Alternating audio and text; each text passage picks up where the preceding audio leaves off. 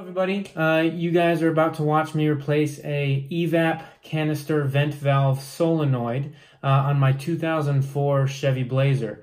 A few things that I want to tell you before we get the video started. You will find links in the description of the video to different parts of the installation process to expedite your viewing of the video, because I know some people don't necessarily want to see me explain everything. They just kind of want to get that information real quick.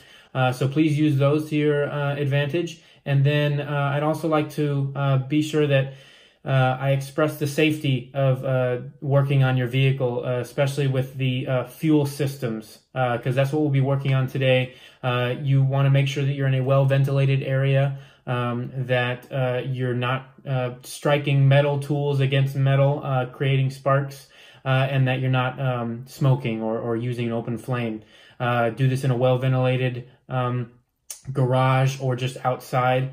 And I also recommend you use safety goggles. While I was up underneath my truck today, there was a lot of debris falling from like just dirt and stuff from under the undercarriage of my truck.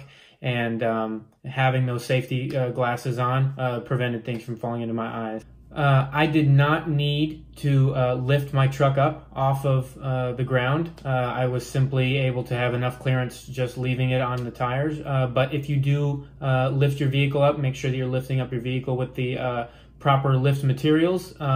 If you're going to use a jack, make sure that you're putting jack stands up underneath proper structural places on your vehicle. Don't just put it on like a pinch weld or something unless your vehicle is meant for that. Again, not necessary, but I know that it definitely would have helped had I had it on like a large lift. Would have been probably twice as fast and a lot better. But it's not necessary. So please enjoy the video, and don't forget about those links down there of the time descriptions where you can skip ahead. Thank you. Hello everybody, Garrett here, and today I replaced the EVAP Canister vent valve solenoid. This entire assembly, from what I understand, allows pressure to equalize in the tank as you fill gas into your Blazer. I drive a 2004 Chevy Blazer, two-door, two-wheel drive. And this canister goes in front of the gas tank up behind the rear axle in my model.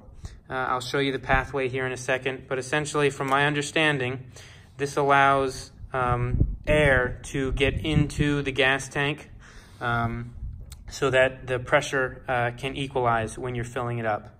My issue was a very slow rate to fill up my gas tank. The automatic pump would fill up, and then it would bubble up into the pipe leading into the gas tank, and it would automatically shut off, and then it would slowly drain.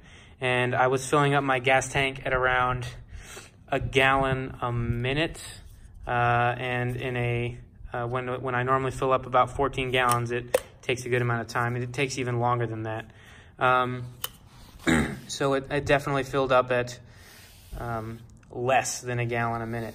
I kind of had almost no instructions on how to do this. I kind of used my brain to figure out how, because I found a lack of information on the internet. So this is definitely the cheapest fix for an issue of not being able to put gas in your Chevy vehicle. As I understand, this is quite a popular problem. The first thing that happened, all this debris I knocked out of the old one.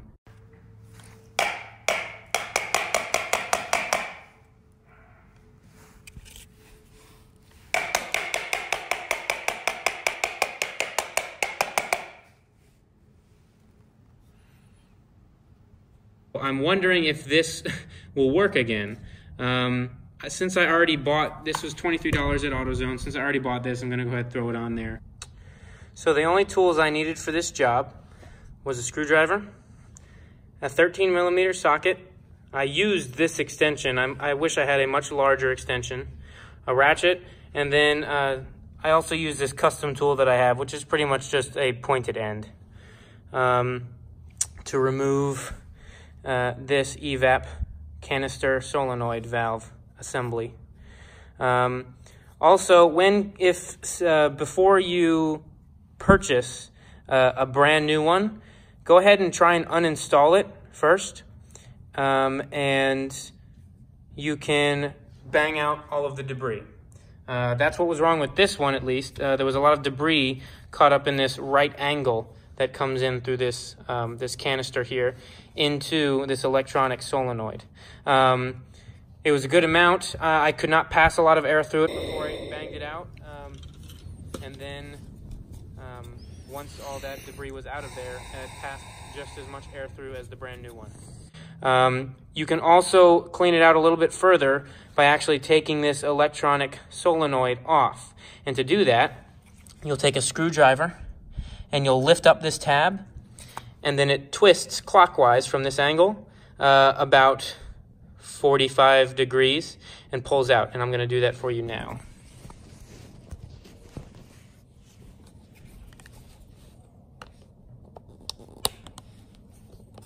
Lift up, twist, and then it takes a little bit of finagling and it comes out. So now you can kind of clean up in here as well. You can push this back in once you clean this out, and you could try reinstalling it, and maybe you don't have to spend the $23 to replace this entire part. But this is, again, the cheapest fix for not being able to put gas into your Chevrolet vehicle. One of my biggest gripes is when I'm watching these videos on YouTube, they just kind of start looking at it, right? And they don't really explain where to find it, and that's why I'm making this video, is because I had no clue where to find it, and to inform you guys that it's quite an easy fix for $23 to do yourself. So to find where this EVAP canister solenoid valve, that's the name of the part on the AutoZone website.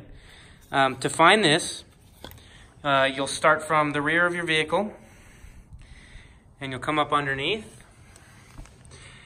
And here you've got your rear axle, your gas tank, and this is the gas tank. I have removed the pan that sits below the tank. The reason I removed the pan, the 9 bolts to take this pan off, is because of this piece here.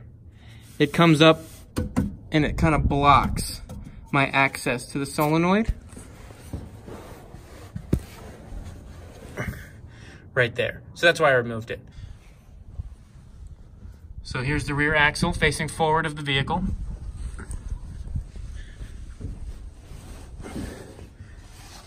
And the canister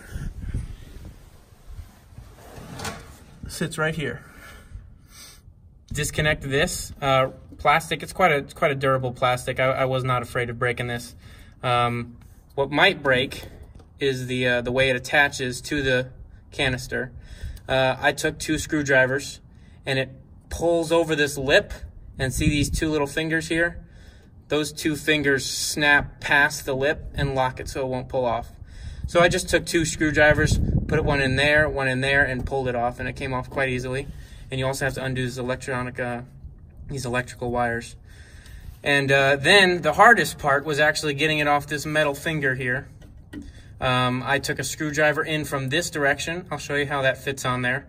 And I just kind of pushed and pulled off the old one. It took some finessing, but this finger sticks up and blocks it from coming off.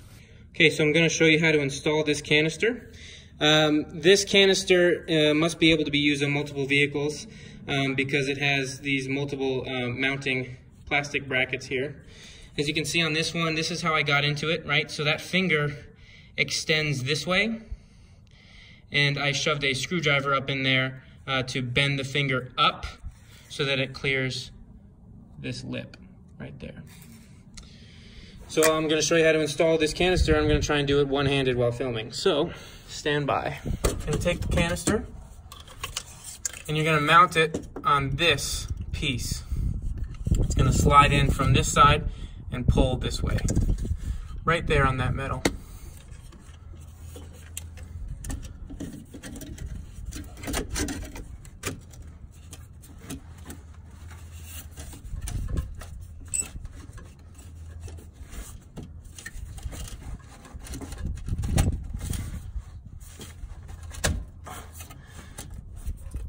Okay, probably won't be able to see it very well.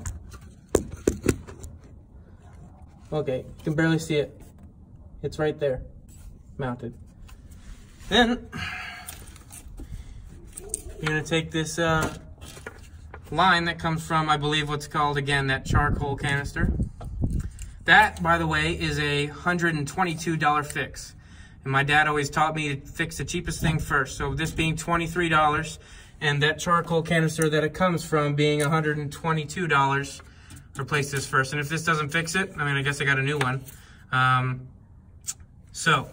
As I was explaining earlier, these two fingers are going to snap up over this lip here, and that's going to prevent it from coming off. And to take it off, I just put 2 screwdrivers in on each side, pull it off. So we're going to snap that on there. Let's plug this in so this gets out of the way.